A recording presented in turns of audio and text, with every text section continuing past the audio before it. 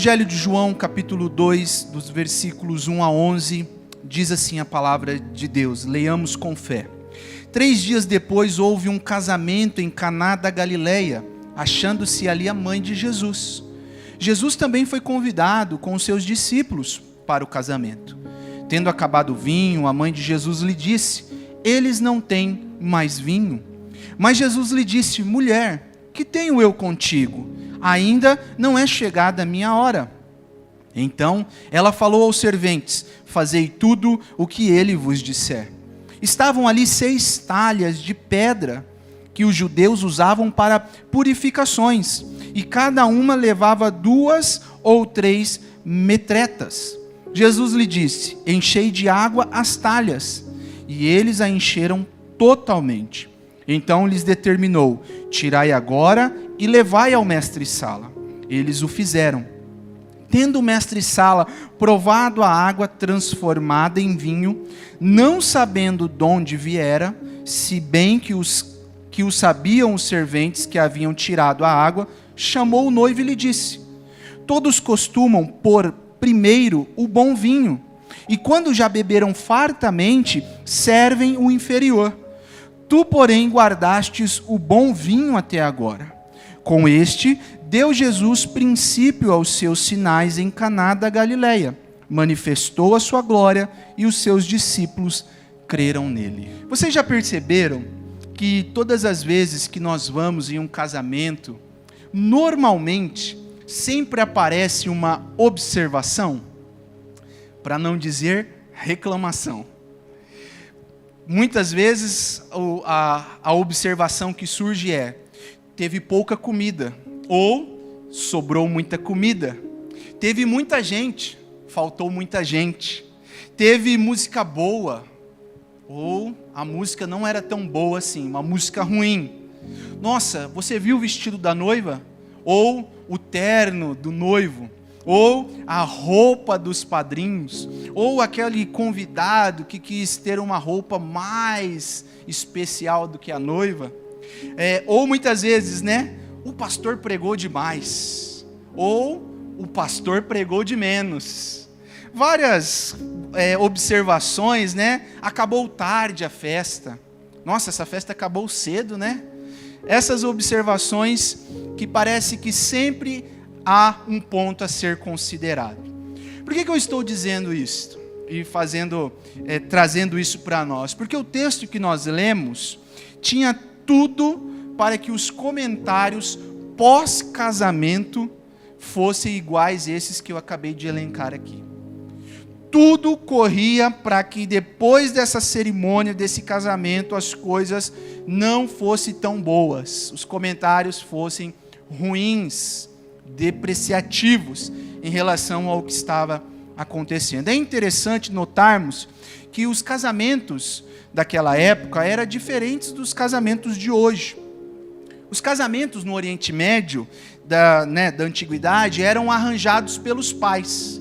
Os pais faziam ali, arranjavam o casamento entre o filho e a filha. Depois eles faziam um contrato. Depois eles iam na sinagoga, proferiam votos, trocavam as lembranças que tinham comprado lá na van, os noivos tinham deixado, e depois o homem e a mulher voltavam para sua casa, cada um para sua casa. Legalmente eles já estavam casados, mas eles viviam uma espécie de noivado, que poderia durar entre 3 a 1 ano até. Passado esse tempo de noivado, o que acontecia? O noivo juntava os seus amigos, saía da sua casa na rua, com uma banda, com os amigos festejando, em procissão, tochas, bastante música, cantos, palavras de bênçãos, saía da sua casa e ia até a casa da noiva, passando pelas ruas, fazendo todo esse movimento até chegar na casa da noiva. Quando chegava na casa da noiva, recebia todas as bênçãos ali que tinham das pessoas que estavam esperando eles, e pegava a noiva, voltava para sua casa, para continuar a festa. Então, havia essa procissão de ida e essa procissão de volta, e quando chegava na casa, aí sim a grande festa acontecia. E esta festa durava até uma semana. Uma semana festejando, uma semana ali comendo, se alegrando, e esperava-se que o noivo, a família do noivo, arcasse com toda essa festa. Então, veja bem como que está o contexto. Parece que a família do noivo não teve um bom planejamento aqui. Determinado momento da festa, acabou o vinho. Ah, Daniel, mas toma água, toma outra coisa. Mas olha só, era extremamente ruim para a família do noivo se acabasse algum alimento, e principalmente o vinho. Era considerado a hospitalidade era considerada uma obrigação sagrada. A família do noivo poderia até ser multada, sabia? Pela humilhação que causou a família da noiva. Os comentários, toda a depreciação que aconteceria no casamento e pós-casamento. Então parece que num determinado momento o vinho acaba. Maria, que alguns dizem, né, que poderia, e é o que mais a gente tem ideia nesse sentido, ser parente dos noivos, porque nós vemos a proatividade dela em ajudar no casamento. Quando acaba o vinho, ela não procura o promoter, o mestre-sala, ela não procura o noivo, ela não procura a noiva, a família, ela procura Jesus. E diz, olha, acabou o vinho. E aí, parece que a resposta de Jesus é uma resposta mal educada, não parece? Ele olha para ela e diz, mulher, o que eu tenho contigo? Em outras palavras, o que eu tenho a ver com isso?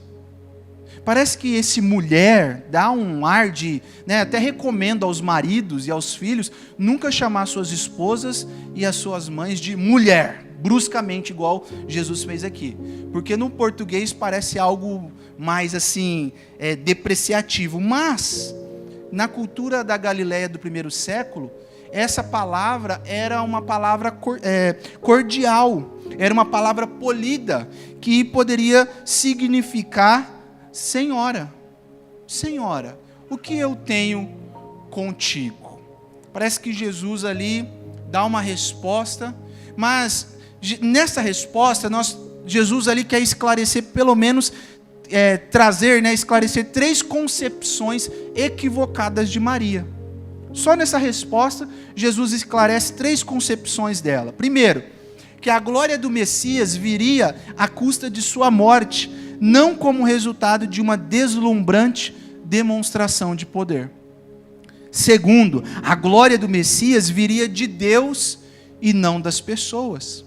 E terceiro, a glória do Messias aconteceria no tempo do Pai, não no tempo de alguém mais. Então Jesus já dá uma resposta que aparentemente parece mal educada, mas não é. Ele só está esclarecendo para Maria, de uma forma polida, cortês, que o tempo dele é o tempo de Deus, estabelecido por Deus e não por alguém. Até porque nós sabemos que Maria sabia quem era Jesus. Ela recebeu a promessa que ela gestaria o Filho de Deus, aquele que salvaria o mundo. Então, nesse momento ela recorre a Jesus, mas Jesus esclarece para ela essas 3 concepções equivocadas. E após lidar com a motivação equivocada de sua mãe, Jesus teve prazer em ajudar aquela família, mostrando, meus irmãos, portanto, que Jesus é o Senhor de todas as coisas. Jesus é o Senhor da festa.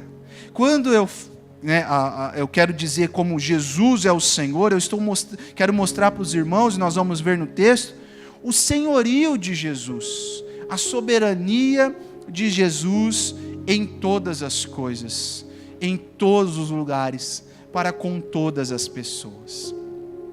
Vejamos o senhorio de Jesus nessa cerimônia. Em primeiro lugar, Jesus é o Senhor convidado. Versículo 1 e 2, olha aí que diz o texto.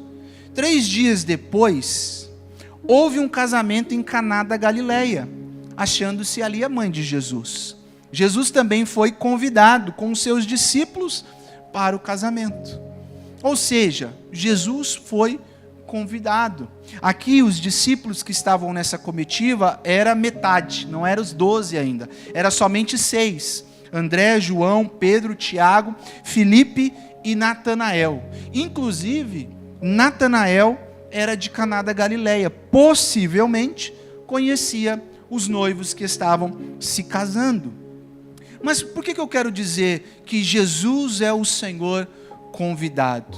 Porque nesse texto, irmãos, fica muito claro para nós que Jesus não era um asceta, ou seja, ele não se negava e não se privava as alegrias e os prazeres saudáveis da vida.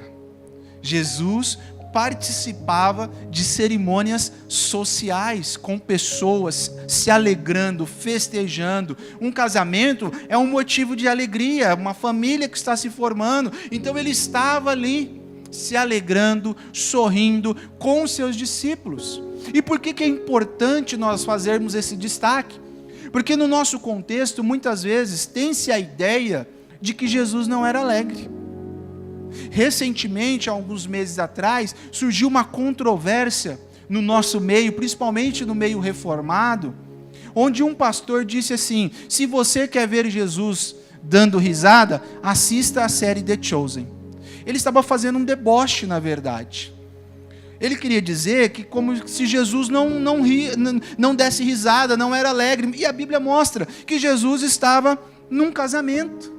João destaca esse episódio, esse primeiro sinal de Jesus em uma festa, onde todos se alegravam, onde todos festejavam, onde todos estavam ali compartilhando de uma alegria saudável. A formação de uma nova família.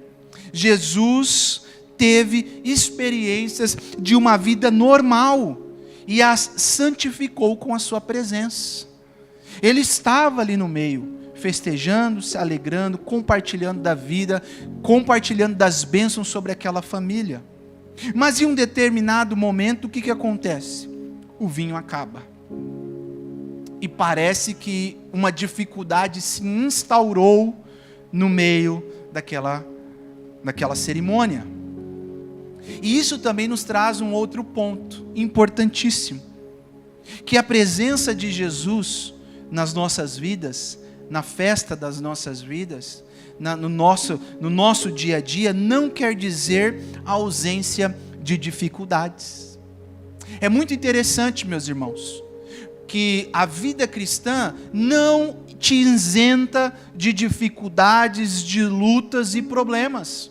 Pelo contrário, o próprio Senhor Jesus Cristo disse: no mundo tereis aflições, tende bom ânimo. Quando nós olhamos esse texto e vemos que Jesus estava na festa e o vinho acabou, um problema havia se instaurado naquele momento.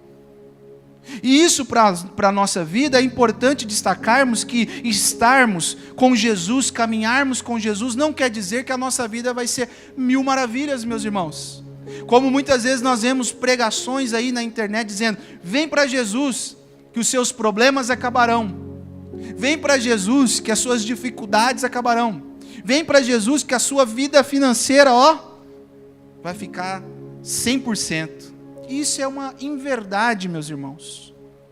Estar caminhando com Jesus não quer dizer ausência de dificuldades e problemas. O reverendo Hernandes, comentando esse texto, ele diz o seguinte: a vida cristã não é um parque de diversões, nem uma colônia de férias. Ser cristão não é viver numa estufa espiritual, nem mesmo ser blindado dos problemas naturais da vida.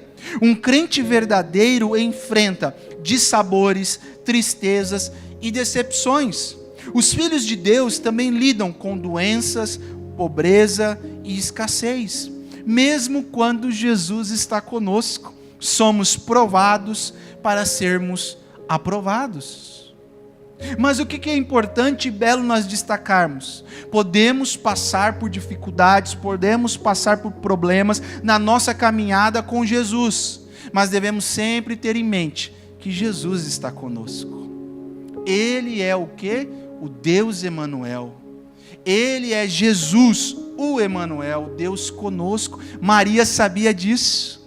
Maria sabia quando o anjo deu a promessa, quando o anjo falou que ela gestaria o Filho de Deus, ele disse, ele se chamará Emanuel, o Deus conosco. Ela sabia a quem recorrer, em quem ir, levar as suas dificuldades. Ele estava na festa. Jesus estava ali, ele era o Senhor convidado. A pergunta, meus irmãos, que eu faço para você nessa noite é: você tem convidado Jesus para fazer parte da sua vida? Não só dos momentos bons, mas também dos momentos ruins, ou não só dos momentos ruins, ou dos momentos bons. Jesus é o convidado principal da sua vida. Jesus é o convidado, ele é convidado para fazer parte da sua família, da sua empresa, dos seus negócios. Ele tem essa primazia. Você só se lembra de Jesus nos momentos difíceis, porque muitas vezes é isso que acontece. Só se lembramos de Jesus ou de convidar Jesus quando estamos passando por algum problema ou alguma situação adversa. Aí eu lembro que tem Jesus, o Senhor. Aí eu lembro recorrer a Jesus. Mas quando as coisas estão muito boas, tá legal, vou levando dessa forma. Meus irmãos, a Bíblia mostra que Jesus é o Senhor convidado. Quando o problema se instaurou, quando aquela situação de humilhação, poderia gerar humilhação, poderia gerar todo um constrangimento, se instaurou, Maria sabia a quem recorrer. Ela recorreu a Jesus, o Senhor convidado. Ela sabia que Ele poderia fazer aquela situação ou mostrar uma saída. Nós devemos ter isso em mente, meus irmãos, que Jesus deve ser o convidado primordial da nossa vida. Jesus é a pessoa mais importante desse casamento. Não é a noiva, não é o noivo, não é as cadeiras dos pais, dos padrinhos. Era Jesus, a pessoa mais especial dessa festa. É Jesus, meus irmãos, a pessoa mais especial da nossa vida. Seja nos momentos bons, seja no momento ruim. Então, em primeiro lugar, irmãos, nós vemos o senhorio de Jesus nessa cerimônia, sabendo e vendo que Ele é o Senhor convidado, o Senhor que tem o controle nas mãos. Em segundo lugar, meus irmãos, nós vemos o senhorio de Jesus nessa cerimônia, vendo que Jesus é o Senhor do tempo. Olha o versículo 4 e o versículo 5.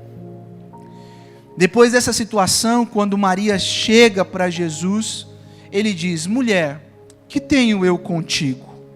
Ainda não é chegada a minha hora. Então ela falou aos serventes: fazei tudo o que ele vos disser. Olha que bonito que Jesus vai mostrar agora para Maria, que Ele é o Senhor do tempo. Não é chegada a minha hora, é uma palavra, hora, né? Aqui pro evangelista João, é algo importante, é uma palavra importante, é um conceito importante. Hora. Em vários lugares, quando você lê aí o Evangelho de João, você vai ver que Jesus está destacando: não é chegada a minha hora, ainda não é chegada a minha hora, não é chegada a minha hora. Por que Jesus faz isso? Porque a hora de Jesus era vivida de acordo com um cronograma celestial determinado pelo Pai. A grande hora de Jesus era a hora da cruz. A glória de Cristo seria manifestada na cruz do Calvário, quando todos veriam o Filho de Deus, o Deus homem na cruz. Ali sim a sua glória seria exaltada. Por isso que Jesus fala dessa forma para sua mãe: ainda não é chegada a minha hora. O milagre, as pessoas não me conhecerão pelo milagre que eu vou realizar aqui. Não é um simples milagre que farão elas crerem. Sabe por quê? Olha só o que é destacado ainda no capítulo 2, você que está com a sua Bíblia aberta, no versículo 23. Olha o que está dito lá: estando ele em Jerusalém, Jesus, né? durante a festa da Páscoa, muitos vendo os sinais que ele fazia, creram no seu nome. Olha o versículo 24. Mas o próprio Jesus não se confiava a eles, porque os conhecia a todos, e não precisava de que alguém lhe desse testemunho a respeito do homem, porque ele mesmo sabia o que era a natureza humana. Que interessante. Logo depois de um sinal, que a Bíblia fala no versículo 11, que os discípulos creram, aqui no versículo 24 fala que Jesus não confiava a eles. Por quê? Porque há uma diferença. Os discípulos no versículo 11 creram com uma fé salvadora. Creram que Jesus era o Filho de Deus. Aqui nesse versículo, esse crer das pessoas era só aquele acreditar, acompanhar para o próximo milagre. Lá em João capítulo 6, a partir do versículo 66, fala que depois de Jesus pregar, as pessoas disseram: duras são estas palavras para nós. E o que eles fizeram? Foram embora. Viraram as costas e foram embora, depois de terem visto sinais. Depois de terem visto Jesus multiplicar pão. Depois de ter visto Jesus curar cego. Eles ouviram a palavra e voltaram para trás. Ao ponto de Jesus olhar para os seus discípulos e dizer: e vocês não querem ir com eles? E aí Pedro dizer: Senhor, para onde nós iremos, se só o Senhor tem as palavras de vida eterna? Essa é uma fé salvadora, é crer que Jesus é o Salvador. Então, Jesus está mostrando que a hora dele não viria somente por esses sinais, onde ele seria glorificado. É interessante que o próprio João usa a palavra sinais, ele não usa a palavra milagres. São 7 sinais que João destaca no seu evangelho. Por quê? O sinal é algo que aponta para algo maior. Então Jesus fazia um sinal apontando para algo maior. E é assim que ele vai mostrando. E quando Jesus diz para Maria: mulher, o que tenho eu contigo? Ainda não é chegada a minha hora. Ele está mostrando que não é por um milagre que ele seria glorificado, mas a glória, a hora, a grande hora dele estaria na cruz do Calvário. Depois dele ter dito isso, Maria olha para os serventes, ela não questiona, ela não entra com objeção, ela olha para os serventes e diz o quê? Fazei tudo o que ele vos disser. Conversando com o pastor Dalma, até referente a esse versículo. Como é interessante, irmãos, nós estamos na Reforma Protestante, como é interessante, até mesmo para os amigos católicos, olharem também para esse versículo. A própria Maria dizendo que o senhorio, nós devemos olhar para Jesus e devotar a Ele toda a nossa obediência. Que lindo é isso, que bonito. Ela está dizendo, ela não questionou, ela não entrou dizendo: olha, mas e aí, o que vai... Não, ela só olhou para os serventes, depois dele responder, e disse: façam tudo o que ele vos disser. Ou seja, ele tem o controle nas mãos, ele sabe o que está fazendo. É importante que essa conversa de Maria e de Jesus nesse episódio, Jesus está mostrando para Maria que agora ele já não é mais o filho dela. Agora ele é o Senhor dela. Ele é o Messias que veio ao mundo para salvar os seus escolhidos. Maria olha para os serventes e diz: façam, obedeçam. Ele tem o controle, ele sabe o que vai fazer. Um comentarista chamado William Hendricks, ele diz: há em Maria uma completa submissão e uma contundente expectativa. Essa resposta de Maria mostra isso, essa submissão e essa expectativa, sabendo que Jesus tinha o controle nas suas mãos. É interessante observar, meus irmãos, que foi Jesus e não Maria que assumiu o controle do problema, que resolveu a situação. E a própria Maria, como eu disse, apontou para Jesus. As coisas acontecem de acordo com a agenda de Jesus e não a nossa. Jesus intervém na hora dele, meus irmãos, e não na nossa. É na hora de Jesus. Por que é importante destacar isso? Porque em muitos lugares também nós vemos uma teologia equivocada de um determinismo, como nós conhecemos na teologia, confissão positiva, onde você tem que dizer: eu determino, eu decreto, eu profetizo. E muitas vezes se tira a primazia do senhorio de Cristo. Deus, o Senhor Jesus, tem o controle nas mãos e muitas vezes coloca nas palavras de uma confissão. Não, porque você tem que decretar a bênção. Não, porque você tem que determinar a bênção. Meus irmãos, nós não determinamos nada a Deus. Nós não decretamos nada a Deus. Nós não profetizamos nada a Deus. O próprio João, no capítulo 1, no verso 4, diz: todas as coisas foram feitas por intermédio dele, e sem ele nada do que se foi feito se fez. É por intermédio dele. É Deus, é Jesus, é o tempo dele, é a hora dele. Interessante que Jó, capítulo 14, verso 5, diz o seguinte: os dias do homem estão determinados. Tu decretastes o número de seus meses e estabeleceste limites que ele não pode ultrapassar. Olha que bonito, meus irmãos. Ao mesmo tempo, isso é reconfortante para nós, porque Deus sabe o tempo dele para as nossas vidas. Deus sabe o tempo e a hora exata de nos abençoar, da luta cessar, do problema cessar. Muitas vezes ele está usando este momento para nos aperfeiçoar, para nos provar como o ouro que é provado no fogo. Então, isso nos mostra que nós devemos descansar em Deus. Descansar no cuidado de que Ele sabe o tempo e a hora da nossa bênção, do nosso milagre, das nossas vitórias, das nossas lutas. É difícil? É difícil, meus irmãos. Muitas vezes nós estamos enfrentando um problema de saúde, um problema financeiro, um problema familiar, e muitas vezes dizendo: Senhor, até quando? Mas esse texto nos mostra que Jesus é o Senhor do tempo. Ele sabe a hora e o momento de intervir nas nossas vidas. Você tem confiado todo o controle de sua vida nas mãos de Jesus?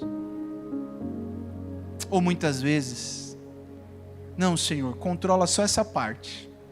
Essa aqui deixa que eu tomo conta, eu sei como administrar. Entenda, meus irmãos, muitas pessoas querem Jesus, mas querem um Jesus que realize os milagres que ela precisa. Muitas pessoas estão aí fora buscando um Jesus coach, um Jesus psicólogo. Haja visto o tanto de livros que nós temos com esses títulos nas bibliotecas. Jesus, o maior psicólogo que existiu. Jesus, o maior treinador de líderes. Jesus, o maior coach que existiu. Poucas pessoas têm buscado Jesus como Senhor. Sabe por quê, meus irmãos? Porque Senhor denota controle, autoridade. Quando nós dizemos: Jesus, Tu és o Senhor da minha vida, nós estamos dizendo: ó, então está aqui a minha vida, está nas Tuas mãos. É o Senhor quem controla, é o Senhor que intervém. Como o pastor Dalmo disse hoje pela manhã, muitas vezes seguir a vida cristã envolve custos. Muitas vezes não, a vida cristã envolve custos. Negar a nós mesmos, negar os nossos prazeres, negar os nossos desejos e vontades, porque Jesus é o Senhor das nossas vidas. Ele sabe o que é melhor, Ele sabe o tempo. Você tem aguardado com esperança o tempo de Deus, ou tem achado que Deus tem demorado demais? Nós vemos que Maria olha para os serventes e diz: façam tudo o que Ele disser. Ela não sabia o que ia acontecer. Ela não sabia a próxima cena. Ela não sabia, mas ela confiou que Jesus era o Senhor do tempo, que está com todo o controle em suas mãos, que sabe a hora exata de entrar, de intervir, que sabe a hora exata de nos ajudar e nos socorrer. Confie em Jesus, meu irmão. Confie em Jesus, minha irmã. Você que está aqui nessa noite, você que está nas redes sociais, quem sabe tem passado por um tempo de adversidade, saiba que Jesus é o Senhor do tempo. Ele sabe de todas as coisas. Os Salmos dizem que o Senhor escreveu a nossa vida em um livro. Sabe cada vírgula, cada espaço, cada momento. O Senhor sabe. E nós possamos descansar nessa verdade. Em último lugar, irmãos. Então, Jesus está mostrando nesse texto que nós lemos que Ele tem um senhorio, que Ele é o Senhor de todas as coisas. Ele é soberano sobre todas as coisas. Em primeiro lugar, nós vimos que Ele é o Senhor convidado. Devemos convidar Jesus para as nossas vidas, para tudo aquilo que nós fazemos, como discípulos e servos de Jesus. Agora nós andamos como nosso Mestre. Como diz o apóstolo Paulo, não vivo mais eu, mas Cristo vive em mim. Segundo lugar, devemos ter essa ideia e noção, como Maria, completa submissão e confiante expectativa que Jesus é o Senhor do tempo. Ele sabe todo momento da nossa vida. E em último lugar, nós vemos nesse texto que Jesus é o Senhor da alegria. Olha o versículo 9 a 11 que diz: Tendo o mestre-sala provado a água transformada em vinho, não sabendo de onde viera, se bem que o sabiam os serventes que havia tirado a água, chamou o noivo e lhe disse: Todos costumam pôr primeiro o bom vinho, e quando já beberam fartamente, servem o inferior. Tu, porém, guardaste o bom vinho até agora. Com este deu Jesus princípio aos seus sinais em Caná da Galileia, manifestou a sua glória e os seus discípulos puderam crer nele. Jesus é o Senhor da alegria, meus irmãos. O vinho, na Bíblia, é um símbolo de alegria. O Salmo 104, verso 15 diz: o vinho que alegra o coração do homem. É um sinal de alegria. É um símbolo de alegria. A festa que estava caminhando bem poderia terminar ruim. A família poderia passar por um vexame social, uma vergonha e uma humilhação pública. Mas Jesus estava na festa. O Senhor da alegria. Aquele que tem prazer em estar com os seus. Jesus trouxe plenitude onde havia vazio. Alegria onde havia decepção, algo interior onde havia apenas algo exterior. Que bonito, irmãos, é vermos como Jesus cuida da situação. Muitas pessoas da festa nem souberam o que aconteceu e continuaram se alegrando, continuaram festejando. Os seus discípulos e os serventes somente. Nem o noivo, nem a noiva que estavam lá alegres ficaram sabendo. O mestre-sala, o promotor da festa, ficou indignado, porque chegou e disse: olha, como assim? Todo mundo dá o bom vinho primeiro. Depois, quando o pessoal já bebeu um pouquinho mais, está alegre, aí serve um vinho inferior. Mas você tem servido o bom vinho, e com certeza esse vinho ainda é melhor do que o primeiro que estava sendo servido. Você guardou o bom vinho para o final. Ou seja, serviu o mais ou menos no começo e deixou o bom vinho para o final. Está indo contra a lógica. As festas que eu faço por aí, o pessoal não faz isso não. O pessoal normalmente dá um DV Catena de primeiro e depois solta o Porto Moro. Ou o Pasqueto. Você deixou o bom vinho para o final. Que bonito, irmãos, é vermos isso. Como Jesus lidar com a situação. O Senhor da alegria estava naquela festa. E a alegria não acabou. As pessoas continuaram. Os seus discípulos viram a sua glória. A alegria do mundo, irmãos, acaba. E não pode ser recuperada. Mas a alegria que Jesus oferece se renova e satisfaz plenamente.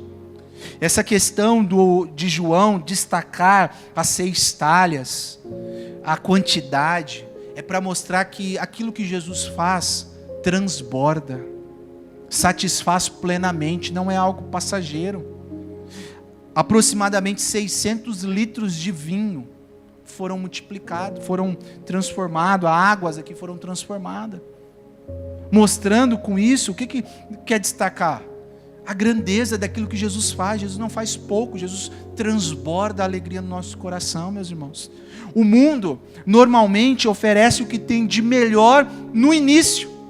E depois que nós somos fisgados, as coisas começam a se deteriorar. O mundo sempre vem com uma promessa fantástica, de primeira. Quando ele consegue capturar o coração, aí as coisas começam a caminhar ladeira abaixo. Jesus continua a oferecer o que há de melhor, até o dia em que desfrutaremos com Ele as ricas bênçãos no seu reino eterno. O que eu quero dizer com isso, meus irmãos? Que a vida cristã não é um mar de rosas, como nós dissemos. Teremos dificuldades, teremos problemas, teremos aflições, mas temos que ter a ideia que Jesus é o Senhor da alegria. Não uma alegria como essa do mundo. Muitas vezes o mundo prega uma alegria falsa, que você é alegre se você ter o carro do ano, que você será alegre se você ter a casa do ano, que se você alcançará alegria se você conseguir aquela posição no seu trabalho, o cargo almejado, que você será alegre se você casar com a pessoa mais bonita. E muitas vezes essas ofertas que traz uma alegria falsa. Mas com Jesus é diferente. A alegria com Jesus, a vida com Jesus é vivida, a alegria que nós vivemos com Jesus muitas vezes é passada até mesmo nas dificuldades. Quem sabe você, meu querido irmão, minha querida irmã, tem passado por momentos de tristeza, solidão, e já tentou de tudo para se alegrar e se satisfazer e não obteve êxito. Deixa eu te dizer, Jesus é o Senhor da alegria.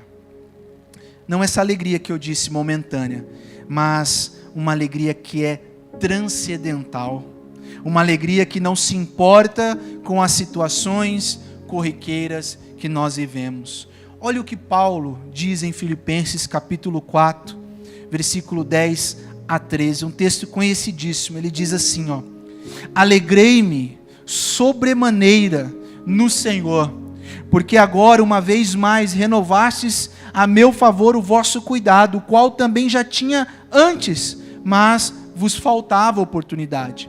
Digo isto não por causa da pobreza, porque aprendi a viver contente em toda e qualquer situação.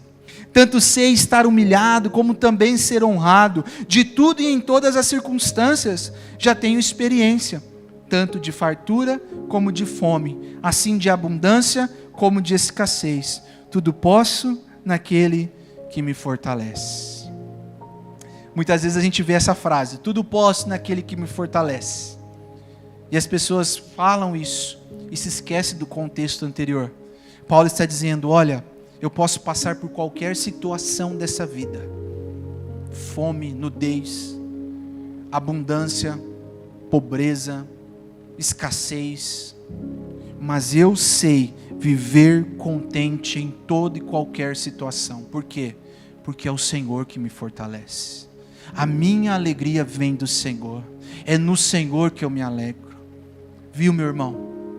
Descanse o seu coração, sabendo que é Jesus, o Senhor da alegria.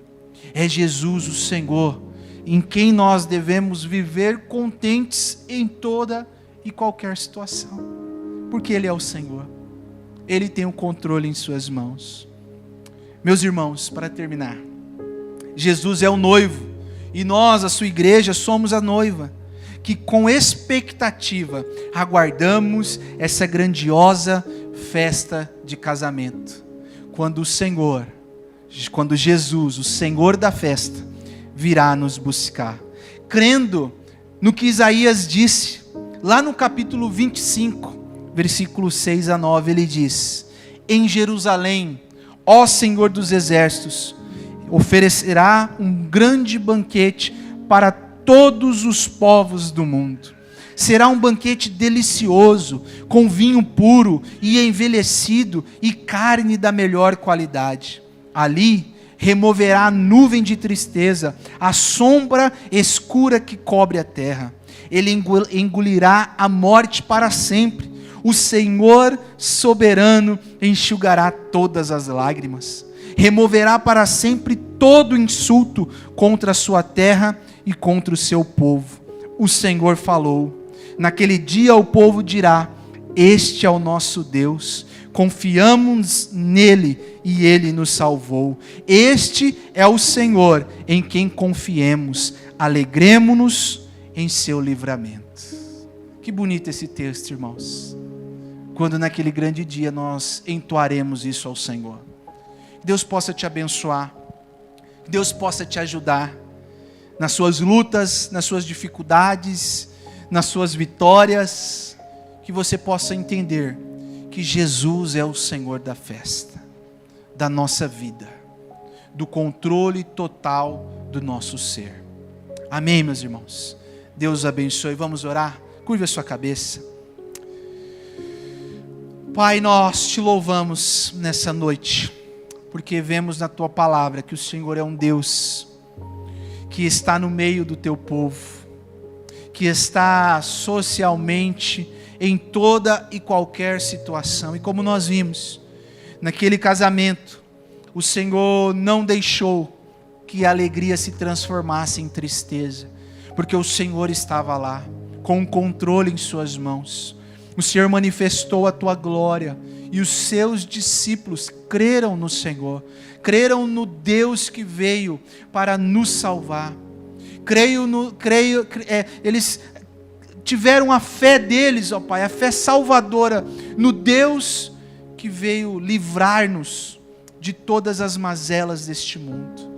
Que o Senhor nos ajude a viver a nossa vida cristã com essa expectativa confiante, devotados, confiança no Senhor, sabendo que o Senhor é o Deus de todas as coisas, que o Senhor tem todo o controle nas tuas mãos, que tu és soberano sobre todas as coisas. Mesmo nos momentos ruins, mesmo nos momentos difíceis, mesmo nos momentos de choro, nós possamos olhar para a tua palavra e crer que naquele dia o Senhor enxugará dos nossos olhos toda lágrima. Não haverá mais pranto, porque a alegria que é o Senhor estará conosco. Obrigado, Jesus. Obrigado pela tua palavra. Obrigado pelos nossos irmãos aqui nessa noite. Obrigado por aqueles também que estão acompanhando pelas redes sociais. Que o Senhor continue nos abençoando e que nós possamos sair daqui crendo que o Senhor é o Deus soberano. Muito obrigado, essa é a nossa oração com fé, em nome de Jesus. Amém.